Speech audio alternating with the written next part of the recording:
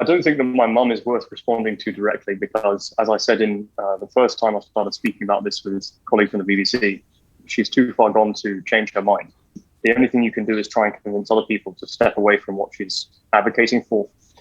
The problem with my mum's belief system is that unless people who are hearing her things for the first time are introduced to just how far those ideas go and what she believes in, like the maximum craziness of it, they can be lulled into this false sense of security where she's just criticizing vaccine passports or something like that. And this rally is a great example of it. She claims that she's doing a rally against vaccine passports, and she hijacks it and uses it to call for executions, it sounds like.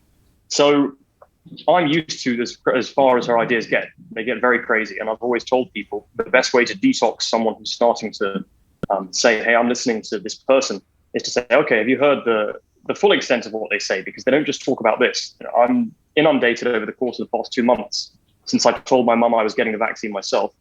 She's been sending text messages to me and my brothers and sisters saying that my DNA is going to be changed, that the enzyme is by the devil, like created by the devil himself. This is as far as the ideas go. Literally the devil. That's as crazy as it gets. Yes. Well, she claims that the enzyme's name is luciferase, which is A1 kind of writing skills, but not really based in biology. That's beside the point. The point is that I'm used to as far as it gets. But these people that have been following my mum for the past 1.5 years, 2 years now, they've been taken down this slope and it's been gradually spoon-fed to them. So that it makes sense they're getting more and more radical. And now we're seeing the apex of how crazy it gets. And there's only one more step in terms of how crazy it can get. And that's people actually getting hurt. And that's what my mum's now calling for. So this is the grand finale, if you like. Is this in your view, Sebastian? And again, thank you, because I know from personal experience, it must be a terribly difficult position for you to be in, having challenged a lot of the jihadist extremism from within Muslim communities. I know how difficult this can be on your own personal emotional health as well. Is this, in your view, a process of radicalization that is occurring?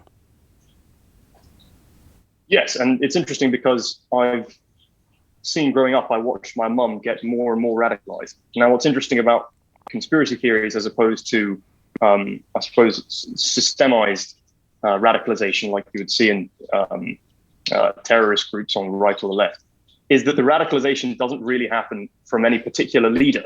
Because although my mum is the leader, the way I watched her get radicalized, she'd go on the internet and take little pieces of different people's philosophies. So it'll be, a Reddit post over here, a blog post over there. And it's almost like a leaderless, headless entity, this set of ideas. And the way that my mum got into it was she would just get sucked into reading more and more information. And anyone who disagreed with the mainstream was someone she would then take ideas on board. So it's a hodgepodge. It's impossible to fight because there is no one person that you can put in jail to stop my mum from believing it. Now, my mum is the apex of the rest of the movement. So for the people who were in the rally, yes, my mum, David Icke, these other people, they're the leaders. We need to deal with them. But for my mum herself, I watched her get radicalized in a really, I guess, decentralized way. And that's why it's so hard to fight, because you can't discredit sources when she's using 1,000 sources a day. You can only discredit the actual framework for the ideas themselves. It's much tougher to argue against.